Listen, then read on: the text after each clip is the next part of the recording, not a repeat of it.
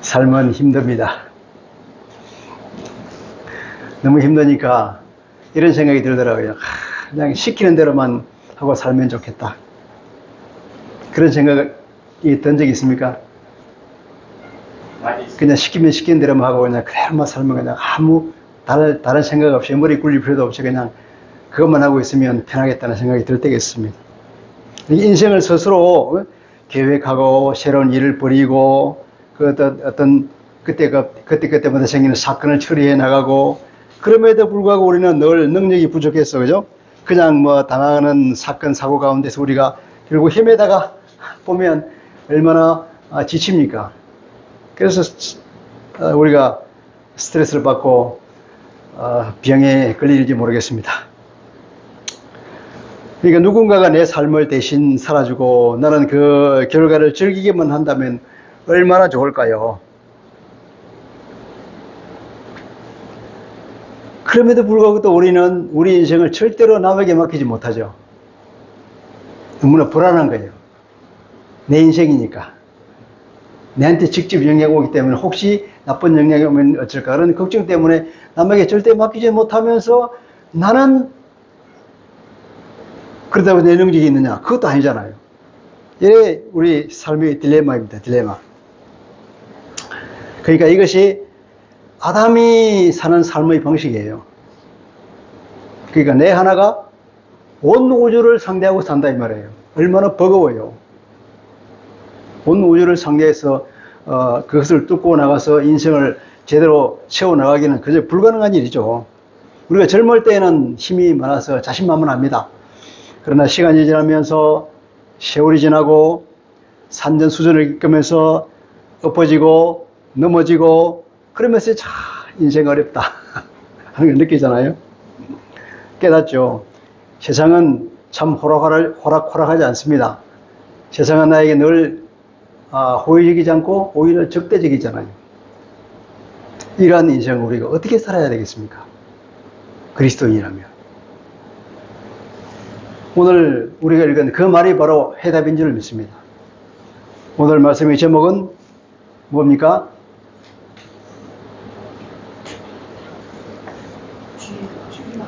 네, 다 같이 해봅시다. 주인 바꾸기. 네, 그 앞에 생략된 단어가 있는데 내 인생의 주인 바꾸기. 내 인생의 주인을 바꿔야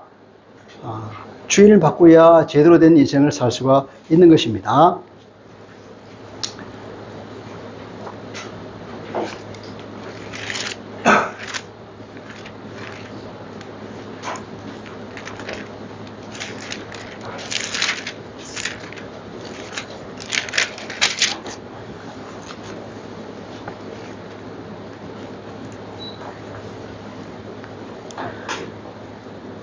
내가 그리스도와 함께 십자가에 못 박혔나니 그랬죠.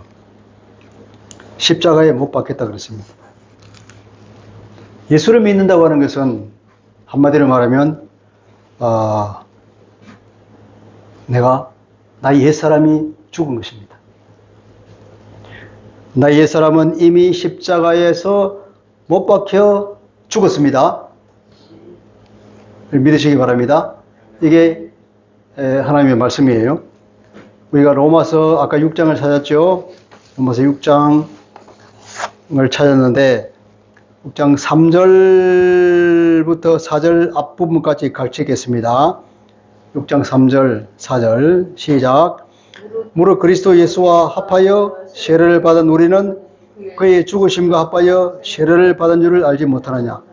그러므로 우리가 그의 죽으심과 합하여 세례를 받음으로 그와 함께 장사되었나니. 여기까지 장사되었나니. 그래서 우리는 그와 함께 장사되었다는 것은 문자적으로는 매장됐다는 겁니다. 땅에 묻혔다는 거예요. 우리가 그리스도 예수 합하여 세례를 받았다 그랬죠. 그리스도 합하여 세례를 받았다.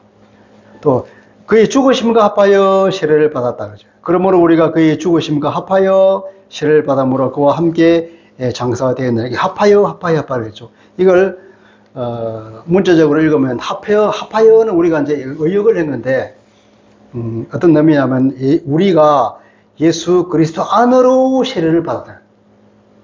예수 그리스도 안으로 세례를 받은 만큼 우리는 그분의 죽음 안으로 세례를 받았다는 것을 알지 못하느냐. 그러므로 우리는 죽음 안으로의 세례를 통하여서 그분과 함께 매장되었다. 이런 뜻이에요.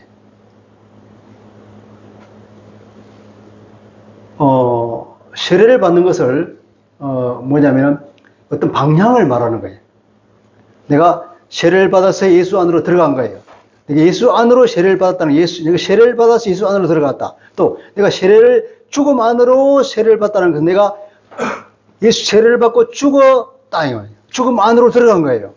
예수 안으로 들어가고 죽음 안으로 들어가고 예수 안으로 들어가도 예수가 십자가 죽었으니까 당연히 내가 죽는 거죠. 죽음 안으로 들어간 거예요. 세례 받았다는 것은 이 세례는 말하면 죽음을 의미하는 겁니다. 예수님이 마가복음 10장 38절에서 이렇게 말합니다. 내가 마시는 잔을 너희가 마실 수 있으며 내가 받는 세례를 너희가 받을 수 있느냐 그랬죠.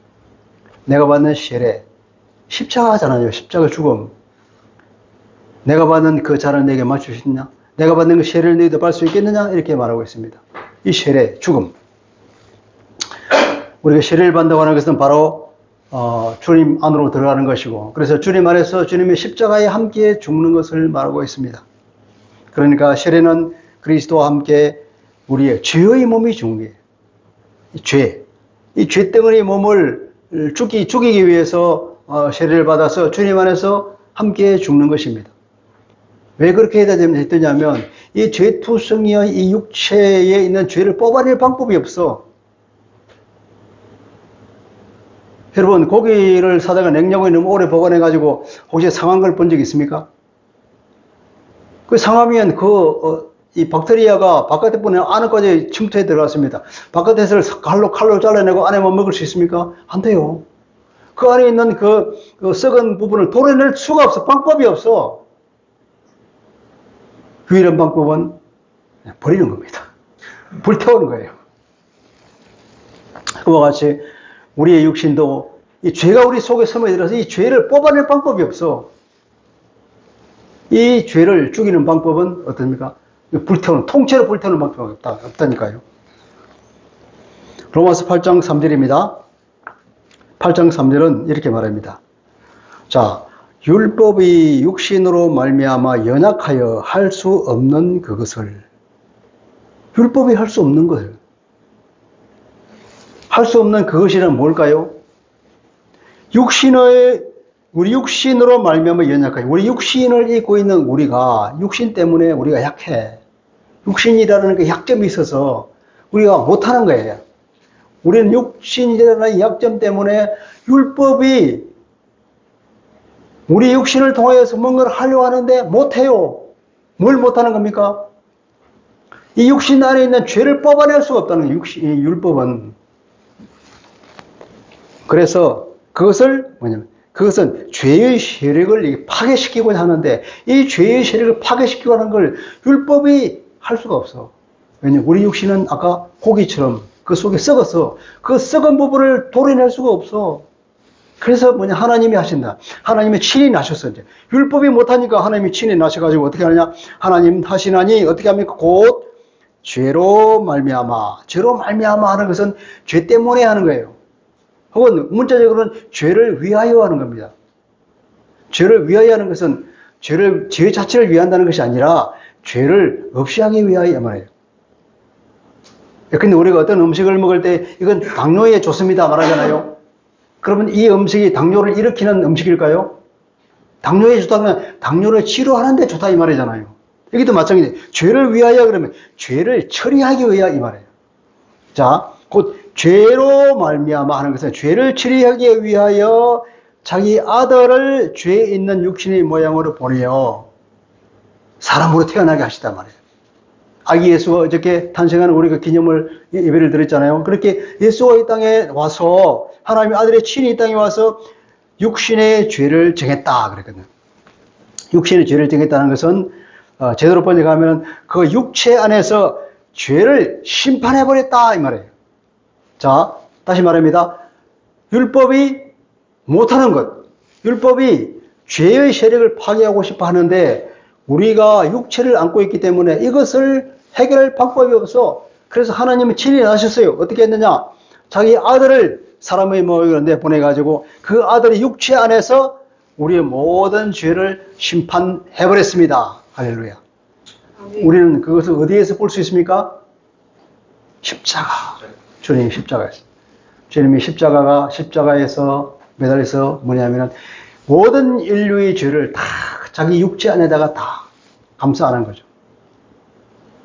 그리고 그 육체 안에다가 심판해버렸다. 누가 심판했습니까? 하나님이 심판했잖아요. 죄는 하나님이 싫어하시는 겁니다. 죄는 절대로 용서할 수 없는 것입니다. 그 죄를 처리해야만 하나님의 공의가 살아나기 때문에 그래서 하나님께서는 그 죄에게 저주를 갖다 뿌렸습니다. 죽음을 내려 그래서 그 아들임에도 불구하고 하나님께서 그 아들을 보지 않냐고 죄를 보면서 하늘로부터 불을 내려서 저주를 때려버리고 죽음을 때려서 그대로 그 아들이 죽어서 땅에 묻혀버린 겁니다. 그래서 모든 인류의 죄를 주님이 그 육체 안에다가 다 가두고 하나님의 심판함으로써 세상에 있는 모든 죄를 한 방에 해결하는 하나님의 놀라운 일을 하셨다는 겁니다. 그러니까 이 죄를 죽이기 위해서는 죽어야 되는 거예요. 죽지 않으면 할 수 있는 방법이 없어. 그런데 하나님께서는 그것을 어떻게 해결하냐면 다시 그 아들을 살려버렸단 말이죠. 함께 죽음으로써. 그 속에 있는 모든 죄도 다 죽어버리고 그러고 난 뒤에 하나님께서 그 아들을 살리신 겁니다. 그러면 하나님은 이 놀라운 은혜를 우리가 받으려면 예수 그리스도를 믿으면 된다는 거예요. 예수 그리스도를 믿음으로써 우리가 그 주님의 육체 안에 우리가 함께 들어가요. 함께 들어가서 주님의 죽을 때 함께 죽고 주님의 부활을 함께 부활하게 됨으로써 우리는 죄에 대하여는 이제 죽었고 하나님 앞에 우리가 사는 존재가 된 것입니다. 아멘. 이것이 놀라운 영적인 비밀이고 어떤 영적인 원리입니다.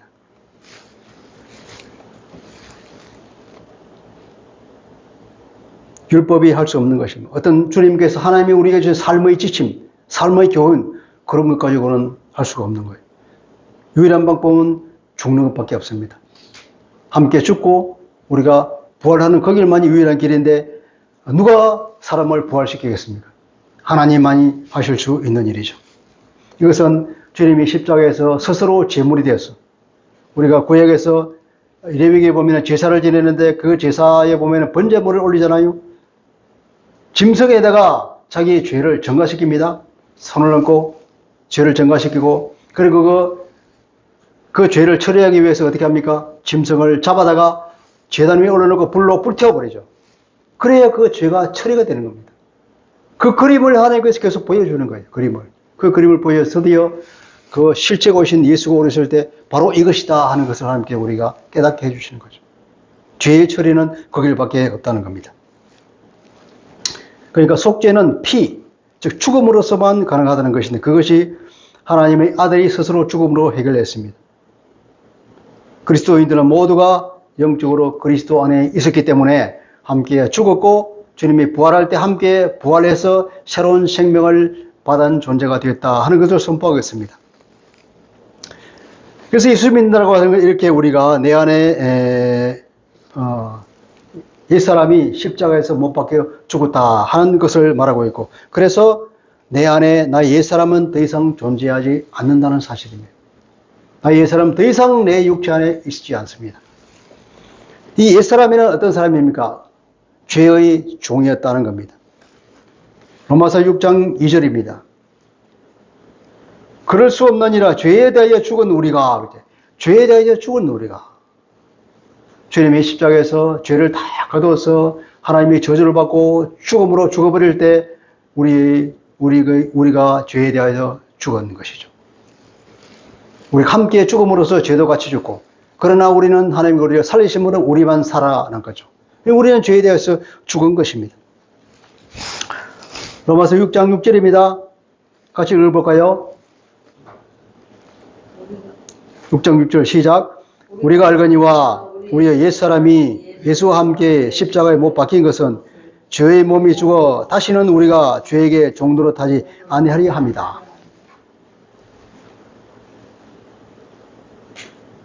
우리 옛사람이 예수와 함께 십자가에 못 박혀서 죄의 몸이 죽어버렸다 이 말이에요. 그러니까 우리는 죄의 사슬이 끊어졌습니다. 그래서 우리는 죄로부터 해방받은 사람입니다. 예수 믿는 사람들은 함께 십자가에서 죽어버림으로 인하여서 우리는 죄의 사슬이 끊어졌고 우리는 죄로부터 완전한 해방을 받았습니다. 그런데 문제는요, 죄의 사슬이 끊어졌으면 이제는 자유롭게 살면 되잖아요. 근데 사람이 타성에 젖어서 자유롭게 살지를 못해. 여러분, 새장에 갇힌 새를 본 적 있습니까? 밖으로 끄집어내도 이 새는 날지를 못해. 안 날아요. 새장에만 살았기 때문에. 코끼리가 쇠사슬에 말뚝에 묶여 있었는데 이제 그 사슬을 풀어줘도 그 코끼리는 걸어가지를 못합니다. 그걸 주변에 놓으면 맴돌아요. 그러나 인간이기 때문에 우리는 알잖아요. 죄의 사슬이 끊어졌어. 우리는 자유롭게 되었어요. 이제 우리가 마음껏 날을 수 있습니다. 그래서 날면 돼요. 자유롭게 활동하면 돼요. 타성에 젖은 동물은 여전히 움직이지 못하지만 이것을 아는 인간은 이제 마음껏 자유를 만끽할 수 있다는 것입니다. 자유를 마음껏 만끽하시기 바랍니다. 더 이상 우리는 매 있는 존재가 아닙니다. 두 번째 뭐냐면 내가 그리스도와 함께 십자가에 못 박혔다. 그래서 이제는 내가 사는 것이 아니요. 그렇습니다. 내 안에 그리스도께서 사신다 그랬죠. 그래서 예수 믿는다고 하는 것은 십자가에 나는 못 박혀 죽어버리고 내 안에 누가 산다고요? 그리스도가 사신다는 겁니다. 내 안에 나는 죽고 내 안에 그리스도가 들어와서 사시는 거예요. 이게 누구 말씀입니까? 하나님 말씀입니다. 네. 나는 더 이상 살고 있지 않습니다. 그래서 결코 내가 살지 않는다는 원문의 문자적으로 보면 그래서 결코 내가 살지 않는다. 나는 더 이상 살지 않아요. 내 안에 내 말고 그리스도께서 살고 계십니다 하는 것이 이 문장의 의미입니다. 그리스도가 하늘로 올라가시는데 어떻게 그리스도가 내 안에 사실까요? 네, 그렇습니다. 성령의 이름으로 그리스도가 내 안에 살고 계십니다. 성령은 어떤 분입니까? 요한복음에 보면은 성령은 진리의 영이라고 그랬죠. 진리의 영은 하나님의 진리로 우리를 인도해 가시는 분인데 예수님께서 말씀하시기를 내가 하늘로 올라가면 내가 하나님께 말씀드려 나와 같은 보혜사를 너희에게다 보내겠다. 보혜사, 보호자, 보혜사. 나와 같은 보호자를 보내주겠다. 그래서 예수님이 제자들에게 약속을 했습니다. 그래서 예수님께서는 사도행전 1장 4절 5절에서 이렇게 말합니다. 예수님이 부활하셨어요? 사도들과 열심히 사도들 다 계속 만나고 가면서 40일 동안 계속 부활한 뒤에도 이 땅에 계셨어요? 그 40일 뒤에 이제 하늘로 승천하셨는데 승천하기 직전에 제자들 앞에서 모여서 이런 말을 합니다. 사도와 함께 모이사 그들에게 분부하여 이르시되 예루살렘을 떠나지 말고 내게서 들은 바 아버지께서 약속하신 것을 기다리라. 내게 들은 바 아버지께서 약속하신 게 뭘까요? 성령이잖아요. 또 다른 보혜사를 보낸 약속하는데 그 약속을 이제 기다리라는 거예요. 성천하기 직전에 제자들에게 이렇게 말합니다. 그러면서 요한은 물로 세례를 베풀었으나 너희는 몇 날이 못되어 성령으로 세례를 받으리라 하셨느니라. 성령 세례를 받았겠다고요. 성령이 오겠다는, 성령을 보여주겠다. 성령을 먼저 물부터 확 부어주겠다는 그런 약속을 하십니다. 그리고 성천하셨어요. 자, 사도행전 2장에 들어옵니다. 그래서 그들이 모여서 계속 기도했습니다. 마가의 다락방에서. 마가의 집은 굉장히 큰 집이었어요. 2층 집에 올라가서 120명 정도 되는 사람들이 계속해서 모여서 일속 기도하고 있습니다. 그런데 오순절이 이름에 그러죠. 저 오순절이 되었어요. 오순절은 언제부터 50일이냐면 오순 50일이잖아요. 자, 6월절부터 50일절 되는 날을 오순절이라고 해요. 6월절이 끝나고 난 뒤에. 그래, 예수님이 십자가에 달린 것은 6월절 어린 양으로 십자가에 못 박혔잖아요. 정확한 날짜는 하루 이틀 차이가 나겠지만, 일단 6월절 날 예수님이 십자가에 못 박히고, 그리고 무당에 묻혔다가 3일 뒤에 부활했잖아요.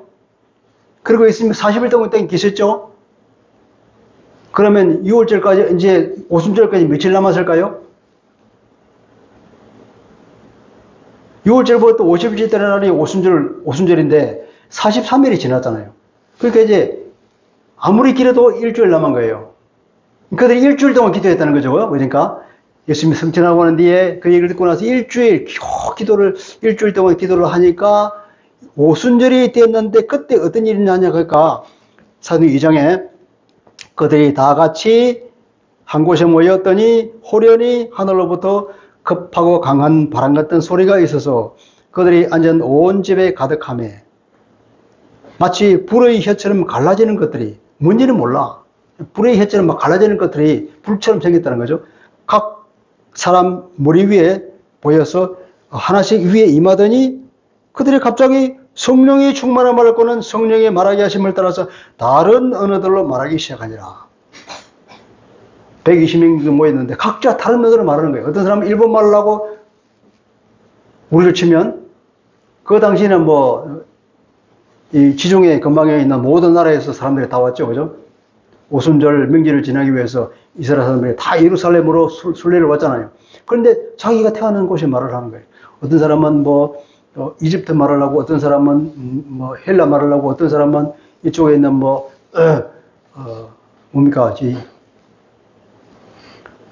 각 지방 말을 다 하는 거예요.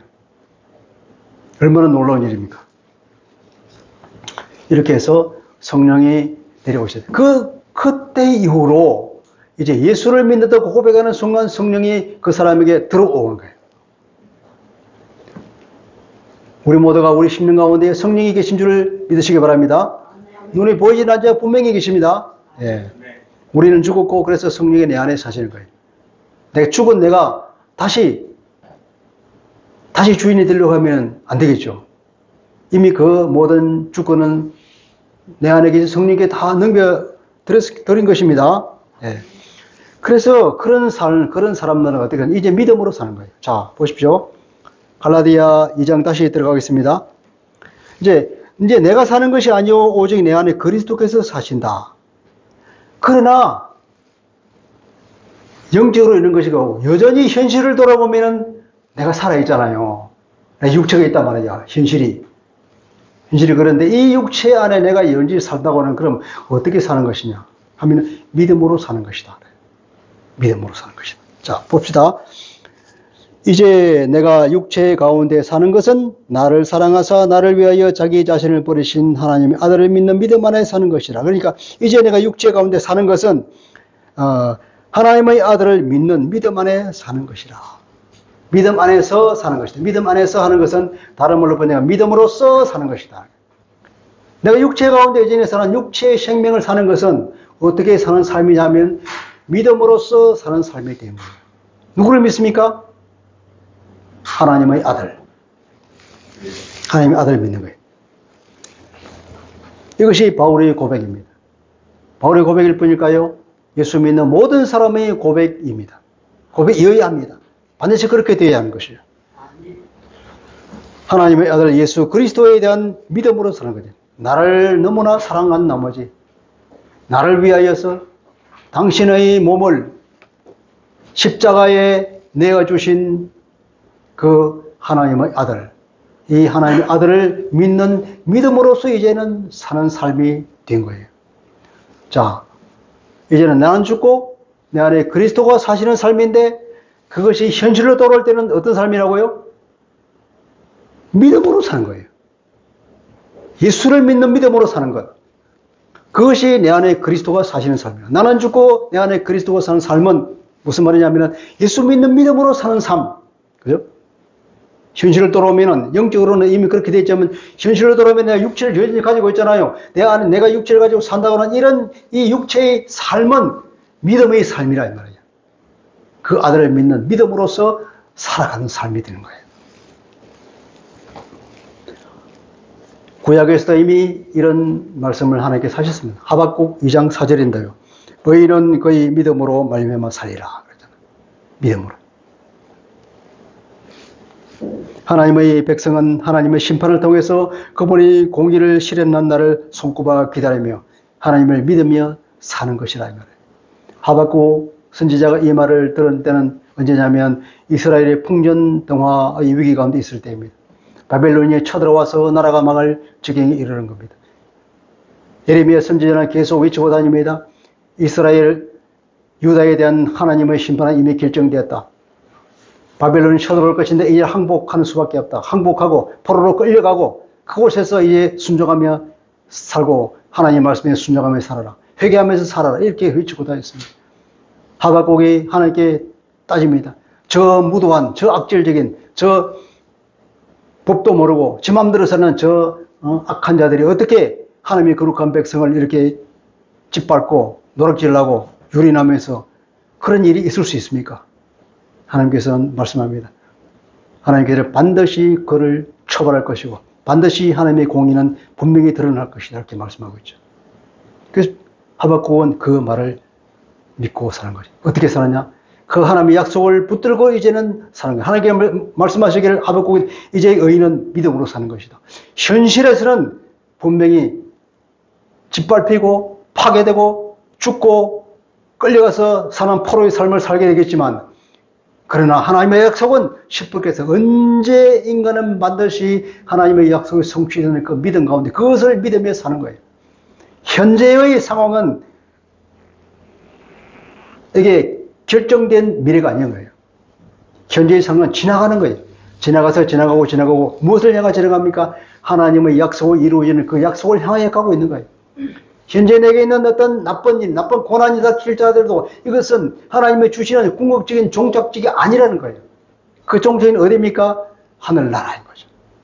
하나님의 놀라운 약속이 성취된 그 날을 바라보면서 그 믿음으로 우리는 살아가는 겁니다. 비록 이 땅에서는 그 어려운 환경에 처했다 할지라도 하나님을 바라보면서 반드시 이루실, 반드시 악한 것을 심판하시고 하나님의 공의를 이루시고 하나님의 백성들을 신원해주고 그를 높여주시고 천국에까지 이르게 하시는 그 종착지를 바라보며 이제 믿음 가운데 산다는 거죠. 그것이 그리스도인이 살아가는 방법이라고 말하고 있습니다. 그것은 무엇입니까? 바로 믿음이라는 순종하는 삶이죠. 네. 믿음의 반대편은 순종입니다. 순종 없는 믿음은 없고 믿음이 없는 순종도 있을 수 없습니다. 믿음과 순종은 동전의 양면과 같은 것입니다. 우리 하나님의 말씀을 믿고 산다고 하는 것은 하나님의 말씀에 순종하며 사는 거죠. 내 안에 계신 분께 이제 순종하며 사는 것이 우리가 믿음으로 사는 삶이 된다는 거예요. 우리는 그분에 대한 절대적인 신뢰를 가져야 합니다. 그분은 절대적으로 믿을 수 있는 분입니다.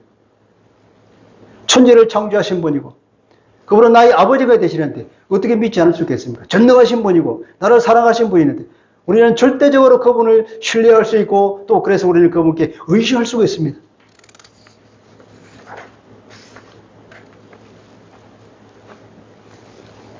자, 예수를 믿는 그리스도인들은 첫째 우리가 옛사람은 죽었고 그래서 이제는 내가 사는 것이 아니고 내 안에 그리스도가 사신다는 영적인 사실을 기억하시기 바랍니다.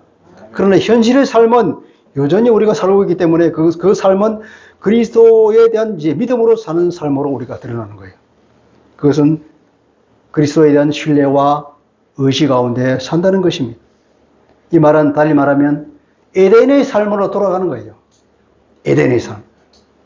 아담이 선악과를 따먹기 이전에 살았던 그 놀라운 삶으로 돌아가는 겁니다. 어쩌면 그보다 더 업그레이드된 삶으로 돌아가는 거죠. 하나님께 순종하며 사는 겁니다. 아담은 스스로 판단하지 않습니다. 선악을 알게 하는 나무 열매를 따먹고 난 뒤에 드디어 판단이 있고 정죄하는 일이 생겼지만 그전에는 판단이 없었어요. 하나님의 말씀한 말씀을 그대로 순종했습니다. 왜냐하면 내 안에 판단이 없기 때문에 100% 어린애처럼 그 부모를 신뢰하듯이 계속 신뢰하며 그 말을 따라서 삽니다. 그러면 그 부모가 필요한 것들을 다 채워주듯이 그렇게 아담은 살았던 것입니다. 하나님을 주인으로 모시고 살죠. 하나님을 왕으로 모시고 살았습니다. 하나님을 절대적인 망구로, 절대적인 주의로, 그 말씀에 절대적으로 순종하면서, 그리고 하나님의 모든 사랑의 보호와 사랑의 공급 가운데, 놀라운 사랑의 교제 가운데 살았던 것입니다. 사랑의 관계 속에서 살죠. 그리고 하나님을 경배하는 이 관계적인 교류가 있었던 거예요. 이것이 하나님께서 인간에게 주신 원래의 삶이잖아요. 그 삶으로 돌아가는 것이 믿음으로 사는 겁니다. 자, 그런데 아까 서론에도 말했지만 참 우리는 여전히 나를 놓지 못합니다. 그럼에도 불구하고 나는 계속 판단하잖아요. 계속 판단해요. 선악과를 따먹고 난 이후에 계속 판단하고, 왜냐하면 내가 원하는 것이 있어. 육신의 정욕을 만족시킬 것이 멍이 끊임없이 찾고 있습니다. 안목의 정욕을 만족시킬 것이 어디에 있는지 끊임없이 찾고 있습니다. 이성의 자랑거리를 찾아서 계속 헤매고 있습니다. 계속해서 내 마음에 원하는 것, 그것을 위해서 찾아가고 그것을 잣대로 삼아서 계속해서 판단하고 있기 때문에 나 자신을 놓지 못하고 내 삶을 놓지 못하는 거죠. 하나님께 드리지 못한다 이 말이에요.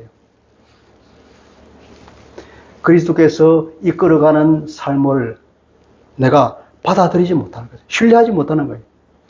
계속해서 그리스도께 나를 이끌어갈 때 이게 어디로 갈까? 어디로 갈까? 그렇게 의심하면서 그 끈을 놓지 못하는 겁니다. 왠지 손해보는 느낌이 들고 만족이 없을 것 같아요. 그렇게 가면 성령께서 나에게 말씀하시는 걸 들어가면 아무 만족도 없고 아무런 의미가 없는 삶이 될 것 같습니다. 나는 죽은 것 같습니다. 나는 전혀 드러나지 않을 것 같아요. 내 영광 전혀 없을 것 같습니다. 이런 착각 속에서 사는 거죠. 계속해서 또 사단은 나에게 속삭이잖아요. 그렇게 하지 마. 그건 아무런 의미 없는 거야. 네 감정을 쫓아야지. 네가 드러나야지. 네가 원하는 것을 하고 살아. 우리가 수영을 처음 배울 때 강사가, 코치가 뭐라 그러는지 아십니까? 힘 빼세요. 힘 빼세요. 물속에 편안하게 모든 힘을 빼고 물에 자신을 그냥 맡기세요. 맡기면 저절로 뜨게 되어 있습니다. 힘 빼고 싹 맡기면 뜨게 되어 있습니다. 반드시 뜹니다. 그런데 이게 코치가 배에다가 손을 대고 있다. 손을 살 떼면 그냥 죽을 것 같아. 가라앉을 것 같아. 그래 내가 뭔가 해야 될 것 같아. 그러니까 어떻게 몸에 힘이 들어가면서 막 몸을 움직이니까 허우적 거리면서 그냥 물속으로 빠져들지 않습니까? 이와 같은 거예요, 인생이. 우리가 이런 인생을 살고 있습니다. 얼마나 안타깝습니까? 우리는 지금까지 허우적거리기만 했습니다. 주께 맡기지 못해서 그렇죠. 주님을 신뢰하지 못해서 그렇습니다. 신뢰를 안 하니까 의지도 하지 않습니다. 여전히 내 인생을 스스로의 힘으로 살려고 허우적거리는 인생을 우리가 바라보면서 이제는 이것을 끊을 때가 됐지 않습니까? 한 해를 돌아보고 정리하며 새로운 해 2025년을 맞이하면서 이제는 우리가 새로운 삶을 살기를 결단합시다. 이 믿음의 길이란 바로 주인을 바꾸는 것이죠. 더 이상 내가 주인 되겠다고 내 자신을, 내 인생의 끈을 내가 스스로 잡지 말고 놓아버리고 주님께 맡겨드리고 편안하게 그 결과를 즐기면 얼마나 좋겠습니까? 내가 주인이 아니라 내 안에 계신 주님이 주인이시고 왕이라고 우리는 스스로 고백하고 선포합시다. 사단이 아무리 내 귀에다가 속삭여도 아니야. 그것을 끊어버리고, 그죠? 주님이 이끄시는 삶이 가장 좋은 것이라는 믿음을 가집시다. 그래서 모든 것을 주님께 맡기고 그 결과를 즐기며 삽시다. 그리고 우리는 에덴으로 돌아가는 삶을 사는 겁니다. 순종의 삶을 사는 것입니다. 세상에서 들려오는 유혹의 소리를 떨쳐버리고 주님을 주인이요 왕으로 모시고 주님이 내 삶을 대신 살아주고 내가 최고의 삶을 사는 그런 놀라운 새로운 삶을 기대되지 않습니까? 그런 삶을 삽시다. 아멘. 그러신 하나님 아버지, 우리 새해를 맞이하면서 다시 한번 우리 믿음이 무엇인가, 예수 믿는다는 것이 무엇인가를 돌아보게 됩니다. 아버지 하나님, 우리 갈라디아 2장 20절 바울이 고백한 그 고백이 우리의 고백이 되고 이제는 더 이상 내가 내 삶의 주인이 되지 아니하며 주님께 온전히 맡기고 그 결과에 만족하며 기쁘게 살기를 간절히 원합니다. 더 이상 내가 내 주인으로 행시하지 않겠습니다. 더 이상 내 삶을 내가 왕으로 내 삶을 판단하며 나의 원하는 것을 내세우지 않겠습니다. 주님께서 나를 이끄시는 대로 기쁜 마음으로 나를 내어놓고 그 길고를 겸허히 받아들이며 기쁨을 받아들이며 즐기며 편안한 가운데 주님과 사랑의 교제 가운데 들어가기를 간절히 원합니다. 우리가 이런 삶을 받고 이런 삶을 삶으로 하나님의 놀라운 사랑의 교제가 펼쳐질 수 있도록 은혜 베풀어 주옵소서. 예수 그리스도 이름으로 기도합니다. 아멘.